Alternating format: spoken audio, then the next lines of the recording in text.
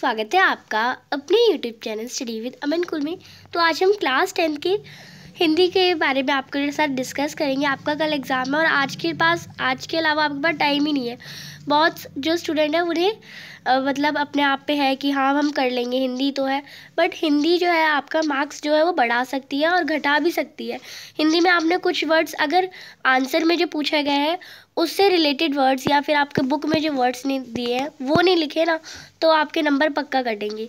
चाहे आपने अपने तरफ से अपने से बना के लिखने वाले लैंग्वेज सब्जेक्ट नहीं होते, क्योंकि आपको पढ़ाया गया ही पूरा साल, अब वो बुक है तो आपको उस बुक के ही आंसर करने हैं ना। एंड जब तक वो आपने रीड नहीं कर रखा होता बुक, तब तक आप उसके आंसर नहीं कर पाते। तो आज के इस वीडियो में हम सब कुछ डिस्कस करेंगे कि आपको कैसे एक ही दिन में आपको कैसे पूरा तैयार हो जाओगे कि हाँ आप एकदम कॉन्फिडेंट के साथ कहेंगे कि हाँ यस अब मैं अपना हिंदी के पेपर के लिए रेडी हूँ। एक दिन में पूरा टाइम मैनेज करना है, बस आज के दिन हिंदी पढ़ना है, फिर आगे पढ़ो मत पढ़ो आपकी मर्ज़ी है। तो चलिए स्टार्ट करते हैं। चैनल को अभी तक सब्सक्राइब नहीं किया तो प्लीज़ चैनल को सब्सक्राइब ज़रूर कर दीजिए। तो आज है 16 मार्च की, मैंने सुबह ही वीडियो इसलिए बना रही हूँ, आपको डाल रही हूँ। आपको ये देखना है कि आपने नंबर ऑफ़ चैप्टर्स कितने रीड कर लिए अभी तक। मैं आपको स्टार्टिंग से कैसे बताऊंगी, सब बताऊंगी कि सेक्शन कैसे पहले करना है। आपके डाउट यही रहते हैं कि सबसे ज़्यादा कौन सा सेक्शन पहले करना है, कौन सा सेक्शन बाद में करना है, कैसे आंसर लिखने हैं, कितने बड़े आंसर लिखने हैं, कितने टाइप के आंसर लिखने हैं, वो हर एक चीज़ इस वीडियो में कवर है। तो सबसे पहले आपको चेक करना है आपने नंबर ऑफ़ चैप्टर्स कितने रीड कर रखे हैं। आपने रीड नहीं करे पर आपकी टीचर ने कभी आपको रीड करने बोला और आपने आप स्टैंड अप होके पूरा रीड करने लगे, वो भी एक तरह से रीड करा है आपने वो चैप्टर। तो टाइम है 3 घंटे भी लागे। हिंदी ज़्यादा बड़ा, हर चैप्टर आपका 10-10 पन्नों का नहीं है हिस्ट्री की तरह या ज्योग्राफी की तरह। आपको हिंदी के चैप्टर पढ़ने में 5-10 चैप्टर है और ज़्यादातर पोएम ही है आपकी, तो आपको चैप्टर पढ़ने में टाइम नहीं लगेगा। आप 2-3 घंटे में सारे चैप्टर्स रीड कर लेंगे। एक बार रीड कर लेंगे ना तो आपके माइंड में वो वर्ड्स आ जाएंगे, हाँ इस चैप्टर, क्योंकि सारे चैप्टर इंटरेस्टिंग है। हर एक चैप्टर लखनवी अंदाज, आपको हंसते हंसते पढ़ने में मज़ा भी आ जाएगा।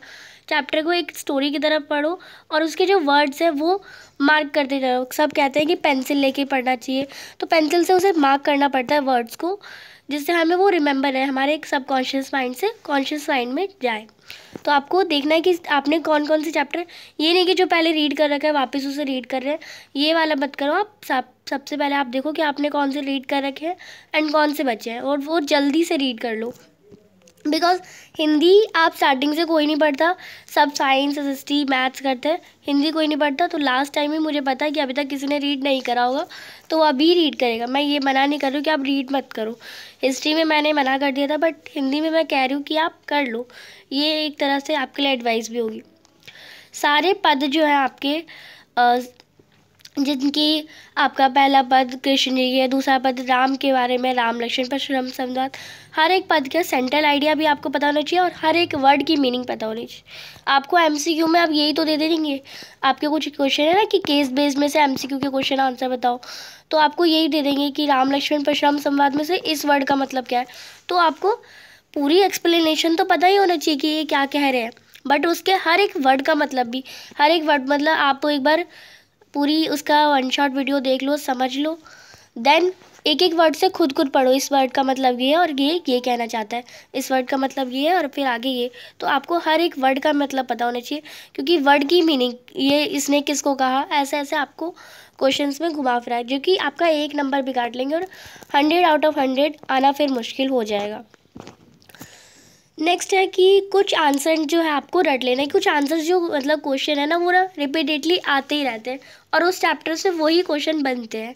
जस्ट लाइक मैं आपका एक चैप्टर लेती हूँ उत्साह चैप्टर आपका वसंत ऋतु ये के बारे में ही है। उसमें फूल कैसे करते हैं यही सब बारे में, तो उससे रिलेटेड एक क्वेश्चन याद कर लो, क्योंकि वो पूरा पोएम ही उसी के बारे में है। तो एक क्वेश्चन याद कर लिया, दूसरा क्वेश्चन भी अगर उसी टाइप में बना वही लिख देंगे अगर हमें नहीं आ रहा होगा तो, और अच्छे से हमारा बन भी जाएगा आंसर। तो आप एक चैप्टर लो और उससे रिलेटेड जितने भी अच्छे और इम्पॉर्टेंट आपको लग रहे हैं वो इम्पॉर्टेंट, अगर आपको नहीं पता कि कौन सा इम्पॉर्टेंट है तो मैंने मोस्ट इम्पॉर्टेंट क्वेश्चंस के सारे के आपको वीडियो दे रखी है, आपको अभी लिंक में डिस्क्रिप्शन में मिल जाएगा। PYQs मोस्ट इम्पॉर्टेंट क्वेश्चंस, सारे एक वीडियो में भी आपको मिल जाएंगे, आप वो एक बार देख लीजिए और उन्हें लिख भी ज़रूर लीजिएगा।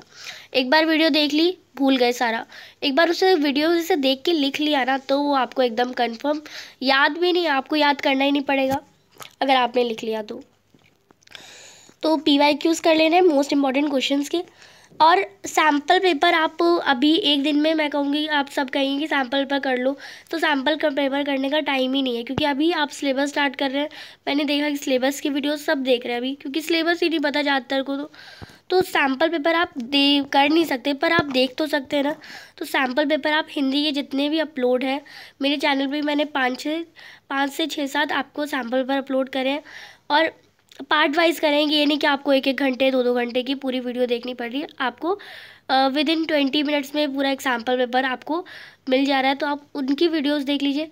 और ये नहीं कि गद्यांश को स्किप कर रहे हैं, वो भी आपका मार्क्स कंटेन करता है, 5-5 मार्क्स उसके भी होते हैं, तो उन्हें भी देखिए, उन्हें भी सॉल्व करने का तरीका देखिए कि हाँ ये जो आंसर निकला है, क्योंकि आपको आंसर तो मिलेगी सैम्पल पेपर में, ये जो आंसर निकला है इस गद्यांश में कैसे निकाला उसने, ये भी ध्यान रखिए जब आप सैम्पल पेपर की वीडियो देख रहे हैं। अभी सैम्पल पेपर सॉल्व करने का टाइम नहीं है, आप सैम्पल पेपर की जितनी वीडियोस आप देख सकते हैं आप देख से लीजिए। देन ग्रामर में आप क्या करते हैं, ग्रामर में 1 शॉट देख ली, हर एक टॉपिक की अलंकार आ रहा है, और फिर हमारा पद परिचय आ रहा है, और फिर ये आ रहा है, वो आ रहा है, मैंने सबकी वीडियो देख ली, बस मेरा हो गया। तो 1 शॉट देखने से कुछ नहीं होगा, आपको क्वेश्चंस की प्रैक्टिस करनी पड़ेगी। क्वेश्चन की प्रैक्टिस वही सेम सैम्पल पेपर देख लो, सैम्पल पेपर में आपको ये जो सेशन है उससे रिलेटेड क्वेश्चन मिलेंगे, उसके मतलब उसके जो आपका उसके पैटर्न पे आपको मिलेंगे क्वेश्चंस कि आपके पैटर्न पे आ रहे हैं। ये नहीं कि आपको पद परिचय दे रखा है, इस वर्ड का लिखता है वर्ड का पद परिचय दो, कोई ये लिखवा रहा है आपको, तो लिखना आपको पूरा लिखने का आ ही नहीं रहा, आपको तो ऑप्शन दिए जाएंगे, आपको तो उनमें से टिक करना है, आपको वैसे वाले क्वेश्चंस देखने हैं। एंड आप सैम्पल पर देख सकते हैं और PYQs उसमें देख सकते हैं। अनुच्छेद लेखन में प्रॉब्लम आती है, 6 नंबर का आएगा, क्योंकि 6 नंबर ऐसे ही तो नहीं जाएगा, क्योंकि बहुत कम चांसेस होते हैं कि आपको 6 नंबर कन्फर्मली कोई दे दे। आपको 5 नंबर मिल जाते हैं, 4.5 मिल जाते हैं, 6 नहीं मिलते हैं फुल। अब वो क्यों नहीं मिलते, आपको ये देखना है, क्योंकि आप अपने वर्ड्स में कहानी लिखते जाते हैं, आपको जो पॉइंट्स आपको दिए जाते हैं वो इंक्लूड नहीं करने होते, कभी उनके बारे में इंक्लूड करना होता है, वो ही जस्ट एग्जैक्ट आप रोल लिख रहे हैं वो नहीं करना होता है।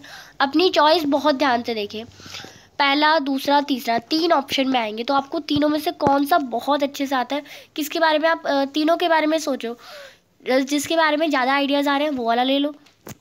एंड इसकी आपको प्रैक्टिस कैसे करनी है, मिड टर्म का पेपर उठाना है, प्री बोर्ड का पेपर उठाना है, और कुछ सैम्पल पेपर उठाने, उन सभी के टॉपिक जितने, यानी मिड टर्म में आपके 3 टॉपिक आए, फिर प्री बोर्ड में 3 टॉपिक, फिर सैम्पल पेपर में भी 3 टॉपिक उठा लिए, और 9 टॉपिक में से सबसे हार्ड टॉपिक और सबसे ईजी टॉपिक 2 टॉपिक ऐसे छाटिए, और उन टॉपिक्स के आंसर भी आपको मिड टर्म और प्री बोर्ड और सैम्पल पेपर के साथ मिल ही गए होंगे। उन टॉपिक्स को एक बार लिख लीजिए, बिकॉज लिखने से, मैं बार बार कह रही हूँ, आपको याद होता है। आपको रटना इधर से उधर घूमते हुए रटेंगे, उससे रटने से याद नहीं होगा। आप एक बार लिख लेंगे तो वो आपको याद हो जाएगा। एंड लिखना ये नहीं कि गाने आप सुन रहे हैं और लिख रहे हैं, या फिर उधर से कोई चिल्ला रहा है और आप लिख रहे हैं, ऐसा नहीं। एकदम शांत माहौल पे उस वर्ड्स को समझ समझ के लिखिए, जितना टाइम भी लग रहा है। एंड जितने भी आपने टॉपिक कलेक्ट कर लिए उन सबको रीड कर लो, और जो इम्पोर्टेंट लग रहा है उन्हें लिख लो, क्योंकि टाइम भी नहीं है, हमें पता एक ही दिन है। नेक्स्ट, और ये लिखने वाला काम आपको रात में ही करना है, क्योंकि ये 3 घंटे लगातार ऐसे करना है कि अनुच्छेद कर लिया तो आपको ये मेंटेन करना है कि आपको 3 घंटे से ज़्यादा लिखना भी नहीं है। आप 3 घंटे मेंटेन कर रहे हैं कि आप लिखें, क्योंकि हिंदी का पेपर बहुत लेंदी होता है, और लिखना ही लिखना, और हिंदी लिखा ही नहीं जाती किसी से, बहुत कभी मतलब स्पीड में मेंटेन करवाते हैं और आपका पेपर छूट जाता है। इसलिए नाइट में 3 घंटे का टाइमर सेट करो, और जो भी आपको मैंने कहा कि ये लिखना है, जो भी आपने लिखने का टाइम चूज़ कर लिया ना, वो सारी चीज़ें इकट्ठा करो, वो लिखो, एंड 3 घंटे लगातार लिखो। चाहे अनुच्छेद आप 10 लिख रहे हैं, पर 3 घंटे के टाइम में लिखो, और 3 घंटे से ज़्यादा टाइम नहीं देना आपको। हिंदी में और बहुत जो चीज़ें ध्यान में रखनी होती है वो मैं आपको बताती हूँ।